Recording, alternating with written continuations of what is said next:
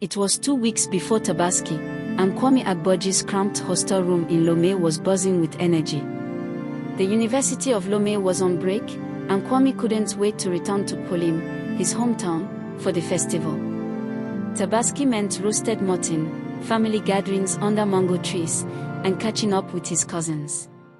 Every year, he made the trip, and this time was no different, except for the nagging feeling in his gut. His mother, Mama Nyowa, had called the night before, her voice warm but firm. "Kwame, don't forget to pray before you travel. Tabaski is a holy time, but the roads can be dangerous." Kwame had chuckled, brushing it off. "Maman, I'm young, not foolish. I've done this trip before. Nothing will happen." His roommate, Kosi, overheard and shook his head. "You should listen to her, Kwame. Prayer is no joke." Now, as Kwame packed his backpack with clothes, a few books, and gifts for his younger siblings, he ignored Kosi's advice. The hostel was alive with students preparing to travel, their laughter mixing with the hum of a nearby radio playing Togolese high-life music.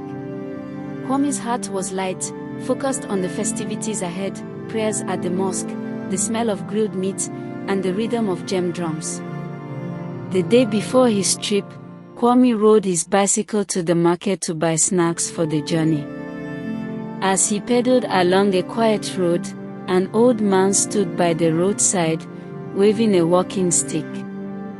His faded agbada fluttered in the breeze, and he carried a small woven basket.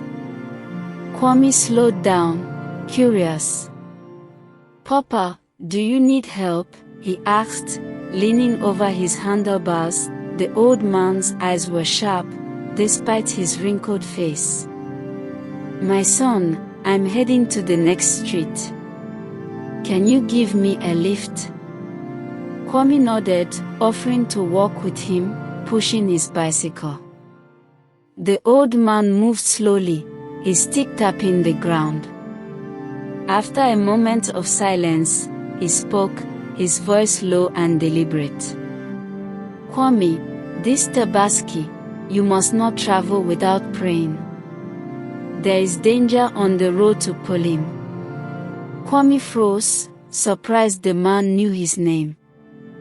"How do you know me, Papa?" he asked, but the old man only smiled. "I know what I need to know.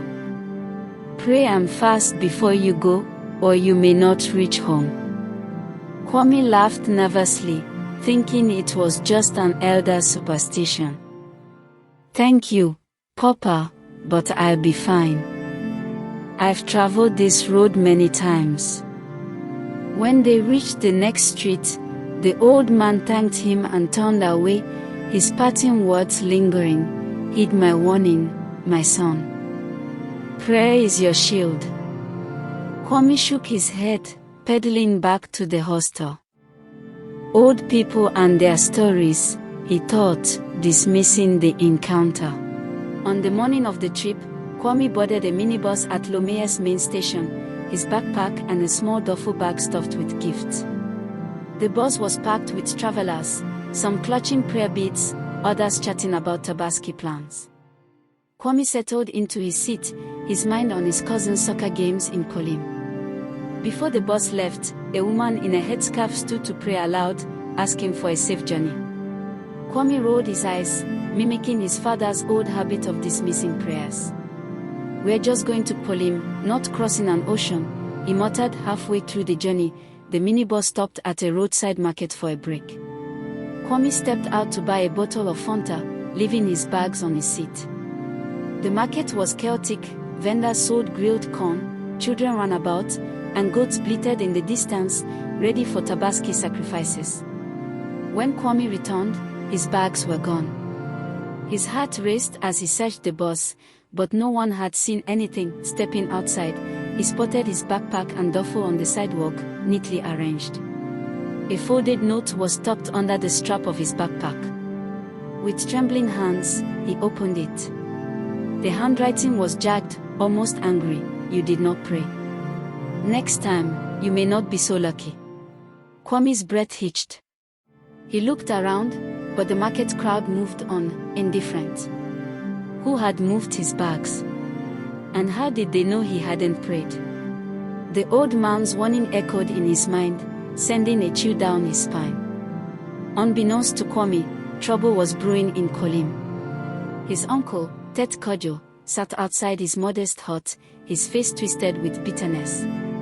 Every Tabaski, Kwame's family arrived with gifts and stories of city life, their success casting a shadow over Tet Kojo's struggling sons, who could barely afford bus fare home. Why must Kwame always shine? Tet Kojo muttered, his heart dark with envy. He confided in his friend, Boba Sifo, a man known for his sharp tongue. This year, I won't let Kwame's family steal the spotlight, Tet Kojo declared. Boba Sifo nodded, suggesting a visit to a local juju priest in the forest. The path was overgrown, the air heavy with the scent of damp earth. At the priest's hut, a woman with beads in her hair greeted them, her eyes glinting like a snake's. "What do you seek?" she asked. Tet Kojo knelt, his voice low. "Kwame must not reach Kolim this Tabaski. His family's pride shames my sons." The priest cackled, stirring a pot of foul-smelling liquid. "It will cost you," she said. Tet Kojo handed over a wad of CFA francs. The priest chanted, tossing a scrap of Kwame's old shirt, stolen from a previous visit, into the pot. "A calamity will stop him," she promised, her voice cold. Tet Kojo left the forest, his heart lighter, believing his plan was set. Back on the minibus, Kwame clutched his bags, the note hidden in his pocket. The woman who had prayed earlier noticed his unease. "What's wrong, young man?" she asked. Hesitantly, he showed her the note. Her face grew serious. "This is a warning from the spirits," she said. "You must pray before we continue." Kwame nodded, his skepticism shaken. He bowed his head, whispering a prayer for the first time in years, "God, protect us on this road." The bus rumbled on, the Togolese countryside blurring past, green hills, palm trees, and distant villages. As they neared Kolim, the driver suddenly shouted, "The brakes!" The bus swerved wildly, passengers screaming as it veered toward a ditch. Kwame gripped his seat, his heart pounding, as the woman beside him prayed loudly. Ahead, a truck loaded with timber loomed. The driver yanked the wheel, but the bus seemed to have a mind of its own. In that moment, Kwame's voice joined the woman's, "God, save us." With a jolt, the bus skidded to a stop, inches from the truck. Silence fell, broken only by gasps and sobs. Miraculously, no one was hurt. Kwame's hands shook as he realized how close they'd come to disaster. News of the near accident reached Kolim before Kwame did.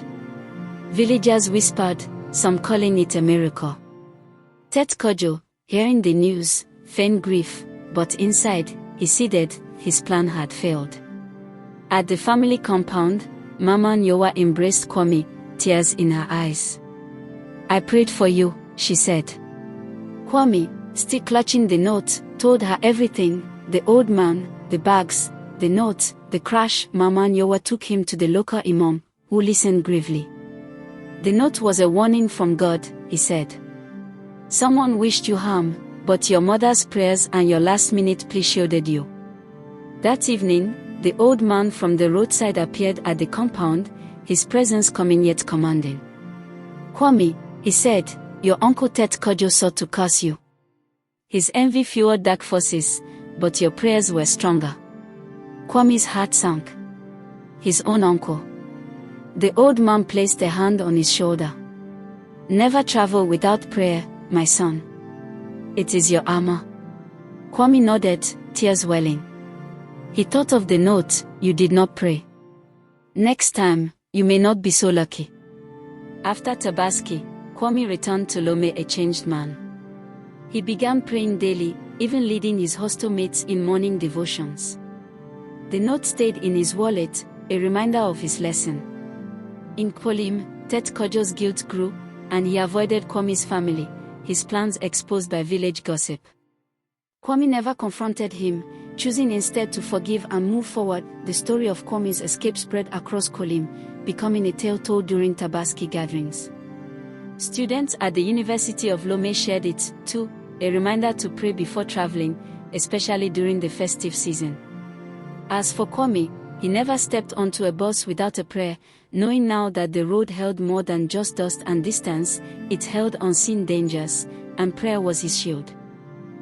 If you love this story, please do well to give it a thumbs up, comment, share and kindly subscribe.